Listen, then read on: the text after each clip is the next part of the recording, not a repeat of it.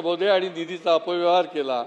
तिसरा प्रस्ताव जो होता 75 कोटीचा तो नवीन प्रस्ताव दाखवून मूळ अपूर्ण कामासाठी निधी मिळवला।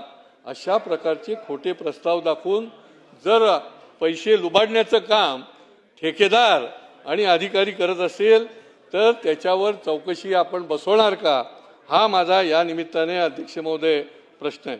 अध्यक्ष महोदय, या ठिकाणी प्रतिबंधित क्षेत्र आहेत, म्हणजे आत्ताच मध्यंतरी एअरफोर्सची त्या ठिकाणी फार महत्त्वाचं स्टेशन आहे कोलशेतला, त्याचे काही नियम आहेत, बांधकामाचे नियम आहेत, परंतु संगनमताने त्या ठिकाणी 8-8 मजली इमारतीला देखील परवानगी देण्यात आलेली आहे अध्यक्ष महोदय। आणि त्या ठिकाणी सेक्टर 5 मध्ये जे इमारती उभ्या केलेल्या आहेत त्याला स्थगिती देणार का?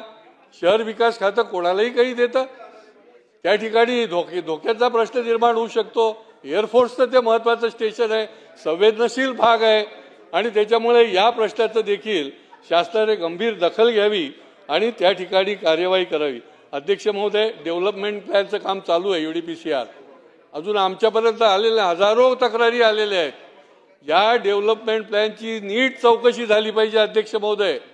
ज्या ठिकाणी मैदान आहेत, ज्या ठिकाणी रेसिडेन्शियल झोन आणि ज्या ठिकाणी नॉन रेसिडेन्शियल झोन आहेत त्याच्यामध्ये मोठ्या प्रमाणामध्ये गैरव्यवहार केलेला आहे।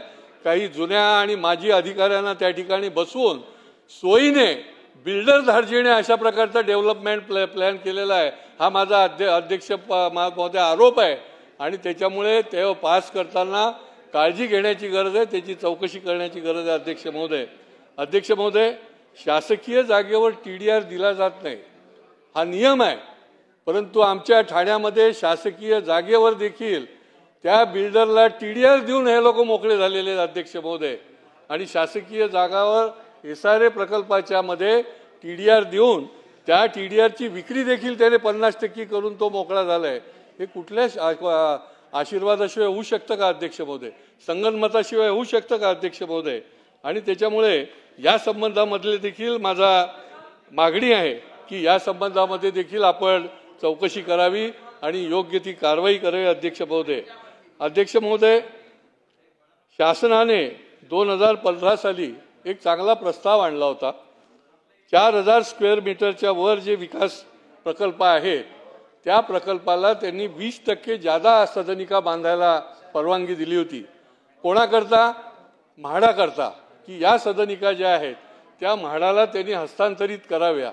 अध्यक्ष महोदय, या सदनिका ज्या आहेत या माध्यमातून अध्यक्ष महोदय 802 सदनिका ज्या आहेत त्या ठाण्यामध्ये 69 प्रस्तावामध्ये हस्तांतरित करणं आवश्यक होतं अध्यक्ष महोदय। याच्यामधल्या ताब्यात घेणं आवश्यक होतं म्हाडाच्या, त्यापैकी फक्त 230 सदनिका अध्यक्ष महोदय हस्तांतरित झाल्या। हा हजारो कोटीचा घोटाळा आहे अध्यक्ष महोदय। महापालिकेने यांना परवानगीच कशी दिली आणि या बिल्डरने जे म्हाडाला द्यायला पाहिजे होत्या त्या म्हाडाला द्यायच्याऐवजी या सदनिका परस्पर विकल्या आणि या परस्पर विकण्यामधनं कोट्यावधी रुपये कमवले आणि त्या निमित्ताने म्हाडाला पण मिळाल्या नाहीत।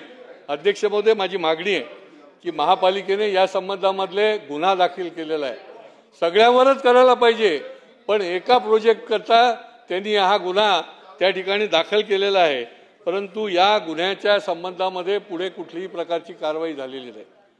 या गुन्ह्याच्या संबंधामध्ये बिल्डरवर कुठलीही कारवाई झालेली नाही आणि म्हाडाने देखील कुठल्याही प्रकारचं त्या ठिकाणी कारवाई करण्याची भूमिका घेतलेली नाही आणि त्याच्यामुळे हा संगनमताने मोठा घोटाळा झालेला आहे अध्यक्ष महोदय। 617 सदनिका ज्या आहेत त्या परस्पर विकणं ही अत्यंत गंभीर बाब आहे। मी सीनियर MLA है। अध्यक्ष महोदय, पूरा बेंच खाली है, विरोधी पक्ष का प्रस्ताव है, इतनी गंभीर चर्चा हो रही है और कोई एक मिनिस्टर, अरे नहीं, एक मिनट अभी अध्यक्ष महोदय, सरकार ने नोंद लेना चाहिए, विरोधी पक्ष का इतना इंपॉर्टेंट प्रस्ताव, केलकर साहब जैसे इतने सीनियर आदमी बोल रहे हैं और बात सुनने के लिए वही नहीं। अध्यक्ष महोदय, 10-12 मुद्दे हैं। आज ये सरकार ने ये जानना चाहिए, ये समझना चाहिए कि विपक्ष के मुद्दे को हाँ, ये मुद्दा हमारा नहीं है, महाराष्ट्र की जनता का मुद्दा अध्यक्ष महोदय। उसको जवाब देने के लिए, उसको लिखने के लिए ना ही वहां गैलरी में कोई बैठा हुआ है। मैं मानता हूं कि वो अदृश्य गैलरी, हमको उधर देखना नहीं चाहिए, मगर कोई ऑफिसर नहीं, कोई मिनिस्टर नहीं। अध्यक्ष महोदय, हाथ चलने के फायदा क्या है?